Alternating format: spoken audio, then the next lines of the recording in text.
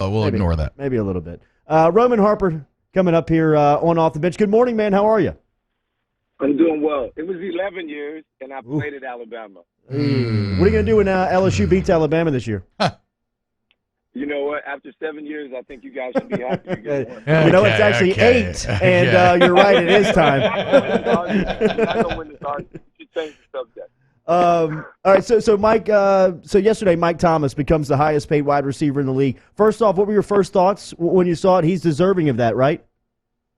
Of course he deserves it. I mean, Mike's been one of those guys, a second-round pick coming in. He's one of the best receivers in the league. And when you're the youngest and next up in line, you're going to get the payment, and he deserves it. I'm really happy for him personally, and I'm just happy the deal got done. Eventually, we all knew it was going to get done, and I thought it'd actually go into next week or so, but, hey, early is always better, and now everybody's happy to get back to work as usual.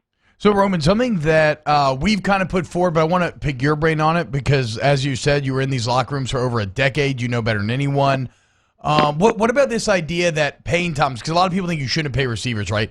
But that paying Thomas, does the locker room really buy into that's Mickey Loomis saying if you produce on the field, you will get rewarded? Well, the best players never hit free agency, right? Yeah. They pay them early. They lock them up. They don't let them get to the market because once you get to the market, you allow other atmospheres and things to affect you. So guys get paid what the market determines, which a lot of times free agency gets guys overpaid. So you don't want to have to battle with other things like that. Now, paying Michael Thomas does affect the locker room in the fact of you're not going to be able to hold on to other guys. Some guys that have become free agents this year, the Saints just are not going to have the money. And they're also going to think about, all right, Drew Brees, what are we going to be able to do next year?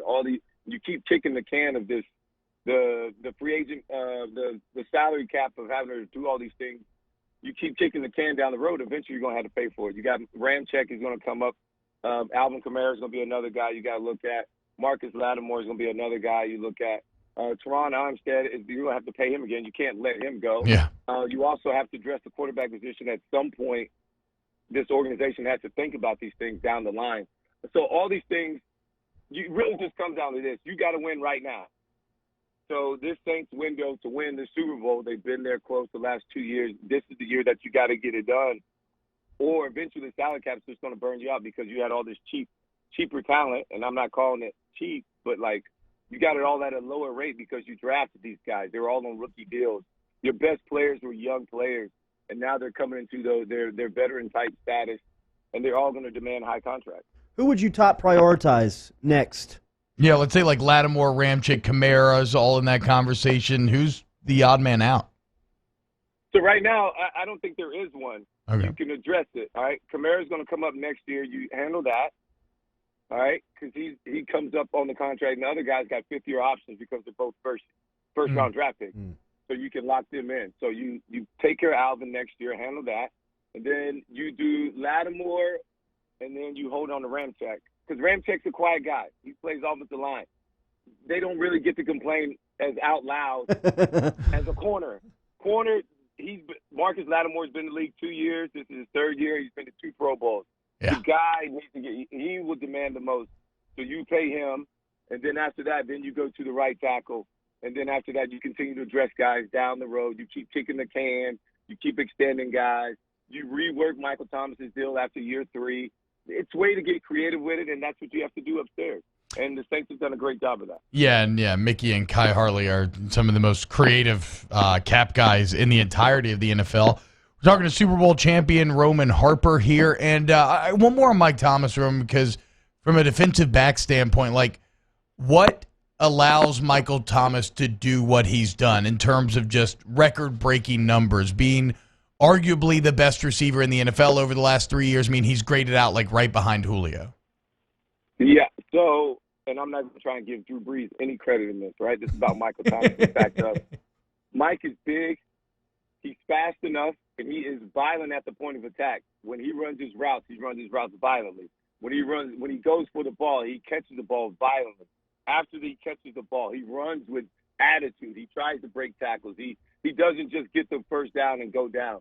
He's always going for it. He attacks the ball. He's first man up in the air going for the ball. All those things matter when it's one-on-one competition and you're trying to separate and get open. He runs all the routes. He goes across the middle. He's physical. He blocks. Those are the things. And not only that, but he plays with a chip on his shoulder, and he wants to dominate the person that's across from him.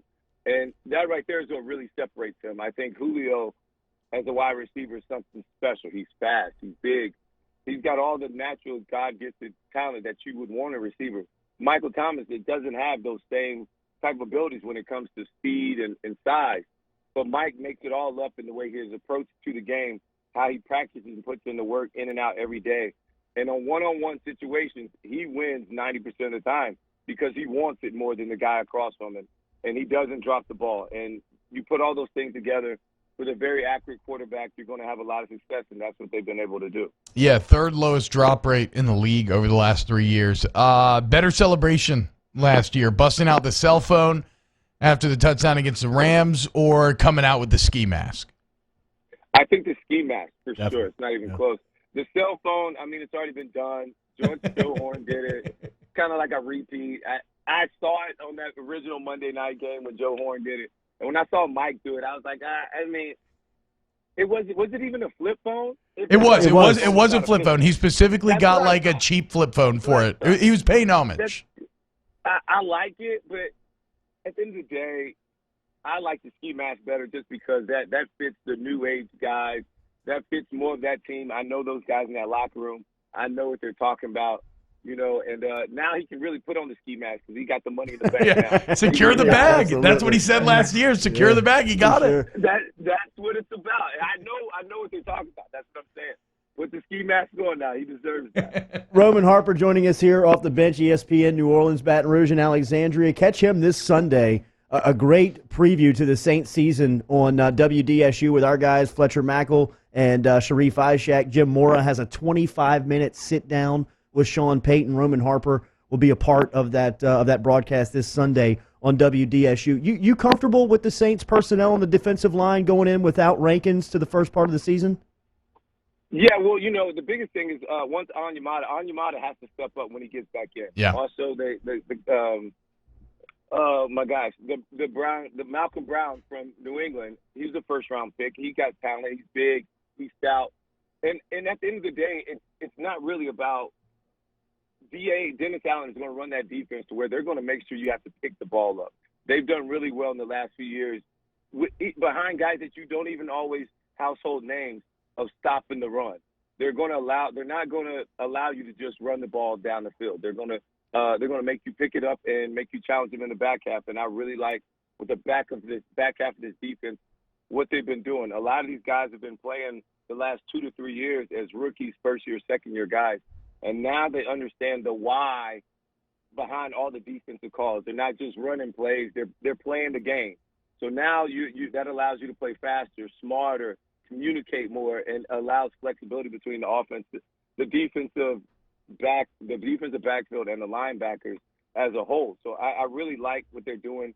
And at the end of the day, if Davenport plays the way they drafted him to play and be an opposite force of Cam Jordan, you'll be just fine, and nobody cares about the other stuff. Yeah, I was going to ask you about Davenport in year two and your expectations on him, but since you addressed it a little bit there, talk to me about your former spot, the safety spot, the back end of this defense. Where are you? What do you feel about the personnel there and how they execute on the back end? Well, Marcus Williams has to bounce back at some point from the Minnesota play. He took a step backwards last year. I watched him at practice. He's moving around really good. He's such a fluid and natural athlete. You watch him on tape, you love it. He's big. He can run. He just got to make more plays like he did his rookie year. And if he does that, then everything's fine, right? He does exactly what we picked him out to do. Vonn Bell's another guy. Vonn Bell's put on a lot of weight. He looks strong. He's running very well. And he's playing too much smarter now. He understands the why. He's one of those guys where you're like, he gets the why now. He's not just playing the game. He's playing the game within the game. So that allows you to play faster, smarter, make more plays, and allows your cornerback to trust you a little bit more. And now we're all playing together on the whole back half. So I'm really looking for Vonn to step up and really make plays on the ball more this year. He's got to get just a couple more plays here and there. But he picked it up. He started becoming a better blitzer. I think they figured out what Vonn Bell does best. And I think Dennis Allen and those guys are starting to allow him to be the best him. And I think he's going to really take a huge step this year. And him coming into his contract year is going to be huge for him. I'm looking forward to it. He's like a little brother to me, and I love him to death. I love his game, and it's really transitioned well into a pro.